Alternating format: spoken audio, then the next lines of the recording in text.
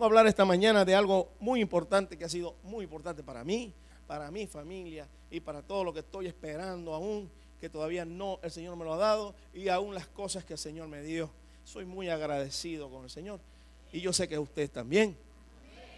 Pero hay una verdad que el Señor en esta mañana nos va a instruir y para que crezcamos en la fe de Dios.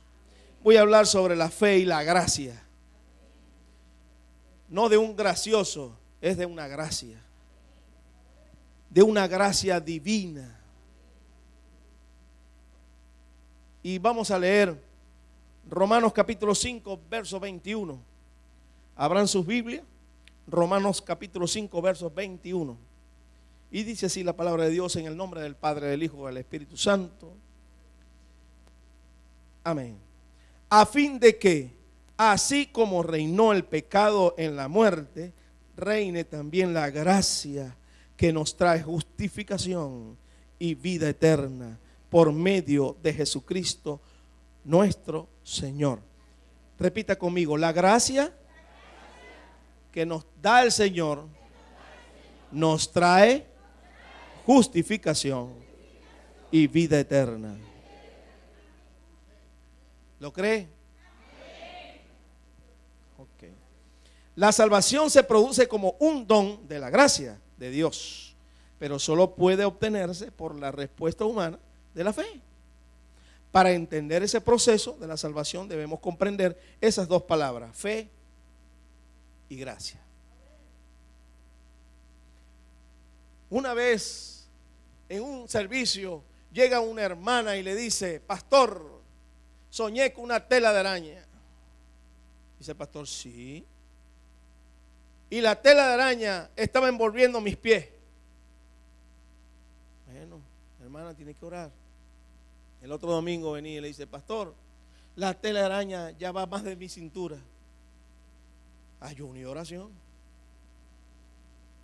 El otro domingo: pastor, ya la tela de araña ha cubierto todo mi cuerpo y mi cabeza. Vení acá, sentate ahí. ¿Por qué no matáis la araña?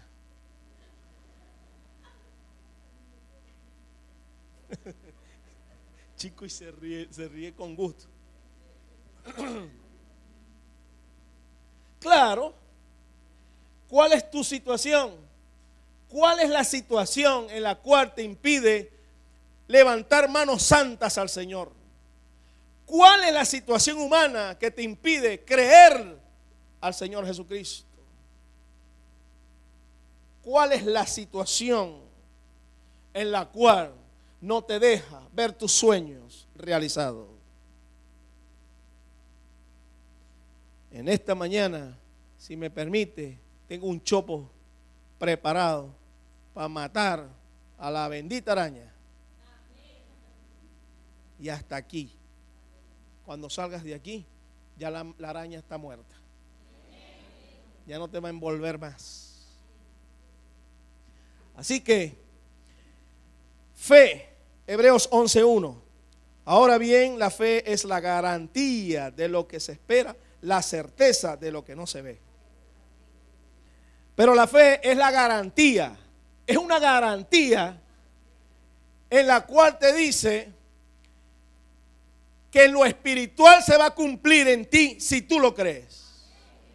Es una esperanza que tú no ves, pero que está. ¿Cómo es esa paradoja? No se ve, pero está. Pero ¿cómo hago yo para obtenerla?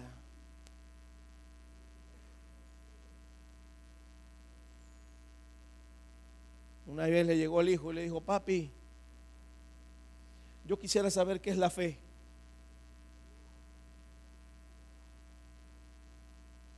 Y el padre no le dijo: mira, hijo, tú no has leído la palabra, ¿acaso no la has leído? En Hebreos 11:1. Ahora bien, la fe es la garantía de lo que se espera, la certeza de lo que no se ve. Él no le habló de una prédica ni le dijo, sacó la exégesis de la palabra y lo que lo en hebreo dice tal, dice cuál. No, dijo: bueno, hijo, vente conmigo, ya te voy a mostrar qué es la fe. Y se metieron a la casa, y en la casa había un cuarto donde normalmente ponen las palas y los picos y tenía un depósito debajo del piso, y abrió la compuerta así, y él se metió y me dijo, hijo, espera aquí. Y él bajó y él le dice, hijo, lánzate. Papá, no te veo. Lánzate. Pero papi, no te veo, eso está oscuro. ¿Cómo voy a lanzarme? Y si me doy un mal golpe, lánzate. Cuando se lanza, el padre lo agarra y le dijo, esta es la fe. Lo que los ojos naturales no logran ver, pero que está. Pero tú lo ves y lo obtienes cuando empieces a creer. A veces decimos, Señor, creemos que el Señor es un mago, apareció y dijo, te concedo 3 deseos. Apúrate. No, ese no es mi Dios. Mi Dios dice que por medio de su gracia y por medio de la fe vas a obtener lo que tú le has pedido al Señor. No hay otra forma ni otra manera. Puedes buscar los libros que quieras, puedes buscar las lenguas, investigar lo que sea, pero si no hay gracia y no hay fe, no hay nada.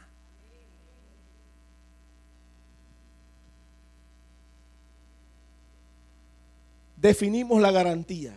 ¿Qué es garantía? Seguridad o certeza que se tiene sobre algo, que ya se tiene sobre algo.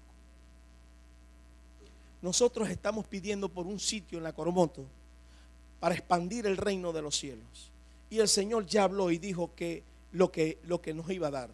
No se los puedo decir todavía, porque el mejor testimonio es el silencio.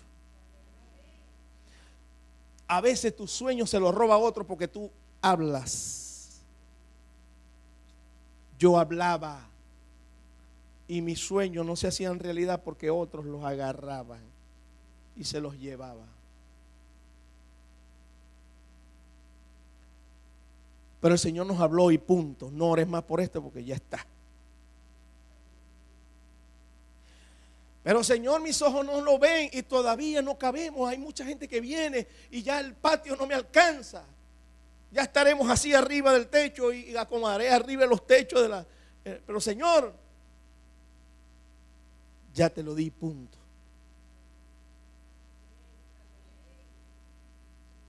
Pero ¿qué viene después? Las estrategias para poder tomar, porque tiene que haber una preparación. El Señor te la va a dar por medio de ¿qué? De la palabra. El fundamento del cristiano es la palabra, no hay otra forma. Hablaba con el pastor Pedro que el modo de lograr de que esta ciudad cambie es pagando nosotros un precio, y yo lo creo. Doblar más rodillas, ayunar más, buscar más la presencia de Dios, porque ya Dios llegó hasta aquí de hacer cultos y cultos y no sucede nada. Yo le decía y le comentaba a su pastor que estamos viviendo un tiempo que ya el Señor va a mostrar su gloria. ¿Y sabe lo que es mostrar su gloria? Cuando vino la hermana Lidia, el Señor mostró su gloria. Dice la palabra de Dios que mayores cosas haréis vosotros las que yo hice. El Señor hasta levantó muertos.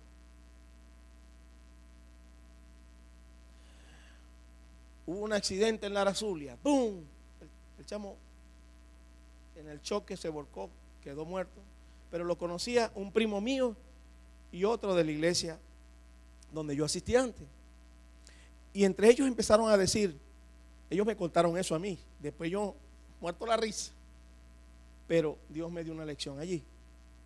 Resulta ser que estaba en la sala ya muertecito.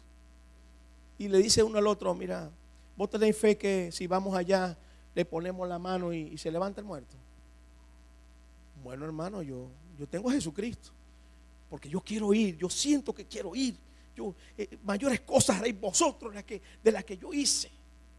Así que vamos allá. Y fueron allá. Fueron esos dos valientes de los valientes. Cuando iban subiendo el ascensor, unos enfermeros empezaron, permiso, y llevaban otro muerto. Y cuando vieron otro muerto, uno de ellos hizo se desmayó.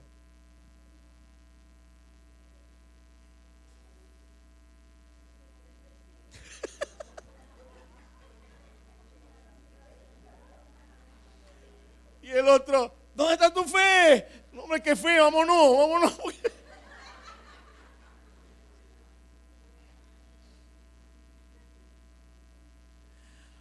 ¿Cuánto tiempo Lázaro tenía de muerto?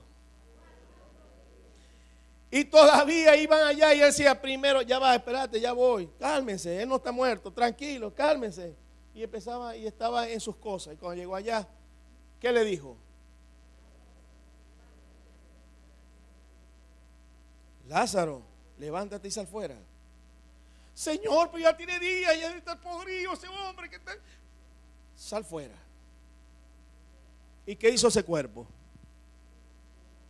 Se levantó, salió y aquí estoy. ¿Por qué no vemos esas clases de milagros hoy en día en nuestra ciudad?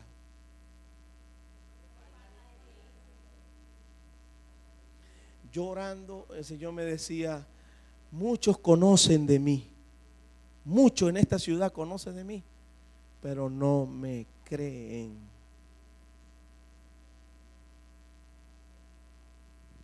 Yo le decía, Señor, perdóname, porque yo soy uno de ellos. Primero, perdóname, ayúdame a desarrollar para tener esa fe como tenías tú.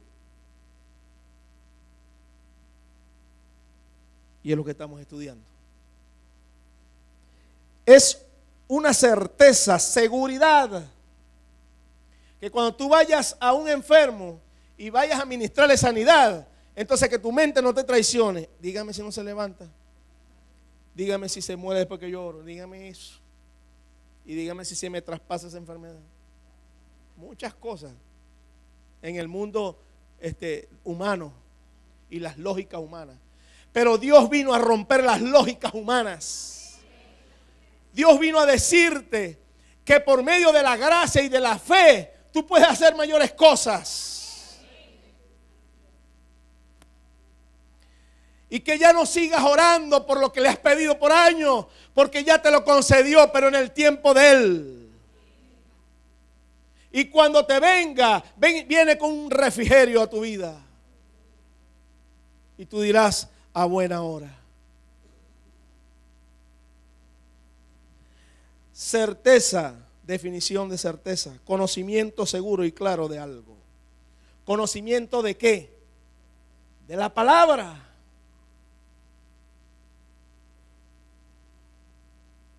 La fe es la seguridad del conocimiento claro que tengamos en Jesucristo. La fe en Jesucristo es la única condición que Dios exige para la salvación. No es solo una confesión acerca de Cristo. Si confesares con tu boca Jesucristo es el Señor,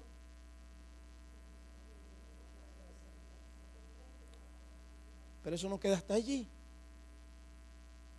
Cuando lo confieses, entonces viene la madurez, el conocimiento, el crecimiento. Una flor se marchita si no. Un árbol no da fruto si no la riega, si no mantiene si no se poda, si no se mantiene. Tus hijos, depende de ti, de tu cultivo, te van a amar, te van a respetar. tu mujer, tu marido. Es lo mismo. Pero el conocimiento pleno de la palabra de Dios hace que tu fe crezca. Y a medida que crece tu fe, crece la gracia de Dios en ti. Entonces podrás decir, ¿cree que el Señor te va a sanar? Sí, sé sano. ¿Crees que el Señor te va a dar trabajo a partir de mañana, lunes? ¿Lo cree? Los que no tienen trabajo, recíbanlo.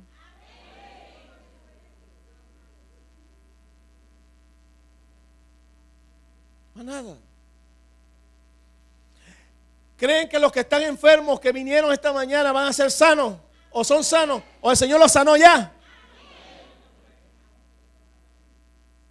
Por su fe será hecho. Punto. Por tu fe será hecho. El justo vivirá, pero el original dice por su fe, por la fe en que he cultivado en mi vida. Amén. No es solo una confesión acerca de Cristo, sino también una actividad que brota del corazón del creyente, que procura seguir a Cristo como Señor y Salvador. Mateo 4:19 dice, vengan, síganme, les dijo Jesús y los haré pescadores de hombres. Pescadores de hombres. La diferencia entre el hombre normal y en un cristiano que tiene una fe desarrollada en su vida y la gracia de Dios está en él, es muy diferente. Porque cuando el creyente, cuando la fe de Cristo y la gracia de Dios está en él, cuando llega en una familia que va a visitar y hay problemas y situaciones, vuelvo y repito, situaciones, entonces llegaste tú, vas a hacer la diferencia. Va a haber una bonanza y va a tener la autoridad para decir, en el nombre de Jesús esto se disipa ahora. Porque tú ya no vas a ver con tus ojos, ya tú vas a ver lo que está operando allí. Eso quiere decir que las situaciones, cuando tú tienes el control y el conocimiento de la fe y de la gracia, tú la vas a ver debajo de tus pies. Porque ya vas a tener el control tú, no la situación va a tener el control en ti. Nosotros prosperaremos a medida de que la fe y la gracia de Dios sea cultivada en nosotros diariamente.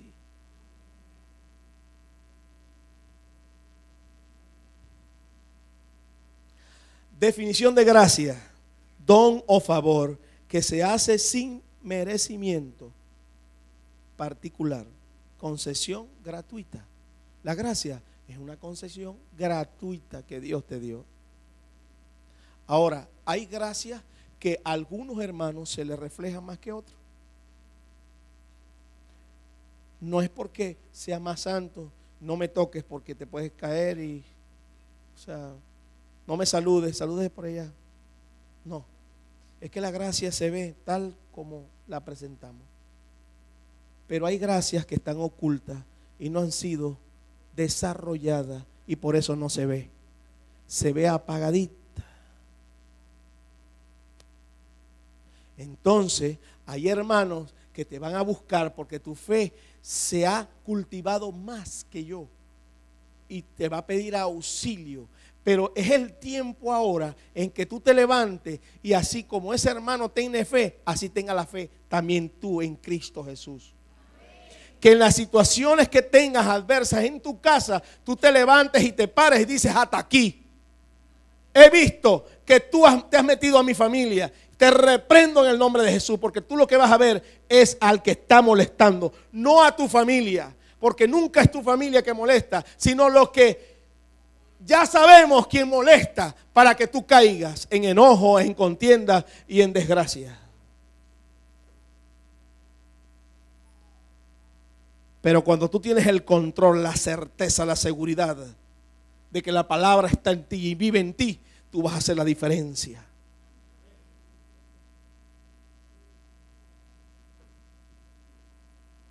La gracia es la presencia y el amor de Dios por medio de Jesucristo, que reciben los creyentes de parte del Espíritu Santo, quien imparte misericordia, perdón y el deseo del poder para hacer la voluntad de Dios.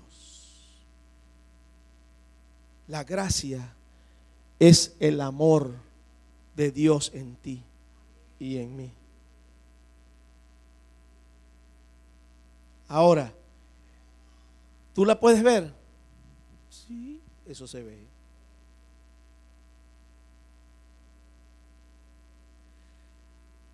La Biblia dice que por sus frutos los conoceréis, ¿o no es así? ¿Cómo sabemos cuando es cizaña o trigo? Les voy a decir algo.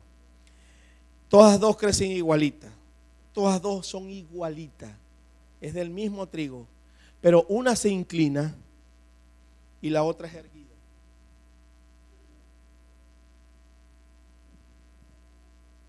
Pero es el mismo fruto. La una se inclina, representa la humildad de Dios.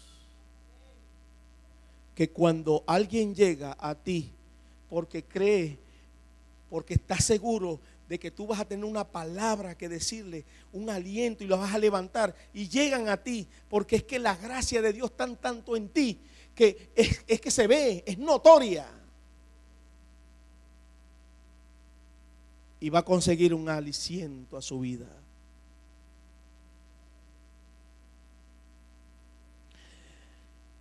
Juan 3:16, y yo quiero que todos lo digan unánimes. Juan 3:16.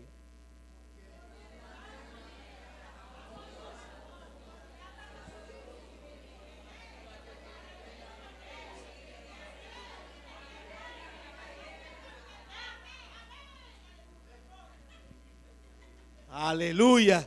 ¿Sabe una cosa? Que para llegar el Padre Dios a su Hijo, nos amó tanto a su creación, que amó a su Hijo. Amó tanto a su Hijo que lo llevó pero nos amó más a nosotros, que dio a su Hijo. El Hijo se quitó toda su gloria, su majestad, para ser crucificado en una cruz, para darte ese amor y enseñarte. Por eso que dice la palabra, que cuando Él lo estaban crucificando, Él decía: Padre, perdona a los que no saben lo que hacen. Es decir, perdónalo, Señor, porque no tienen el conocimiento de tu palabra.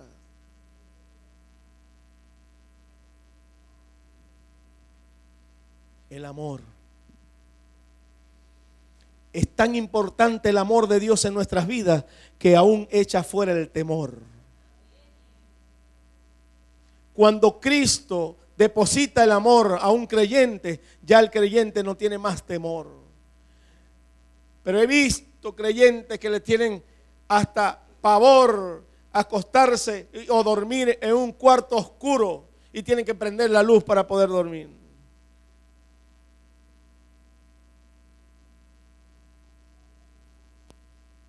Pero ¿sabe qué bendecido y bendición es cuando tú estés con una certeza y una seguridad que quien está acampando a tu lado es el mismo Cristo?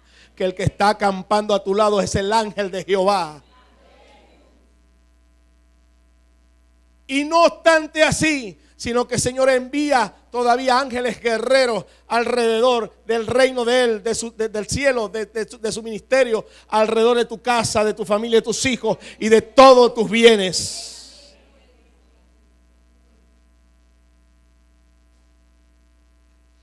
Pero ¿sabes qué es la certeza? Es que cuando a ti te quieren hacer daño y te hacen daño y ven que todos los días lo mismo, te cachetean y tú dices: Señor, perdónalo, porque no sabe lo que hace. Porque el conocimiento que yo tengo en la palabra de Dios, ese no la tiene.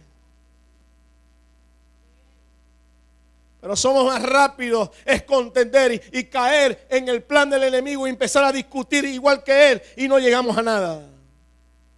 Pero ¿sabe qué es sabroso? Es pararse en la brecha y decir, un momentico, esta discusión no es tuya ni mía, es discusión del enemigo. Ven y oremos juntos. Y tienes el control.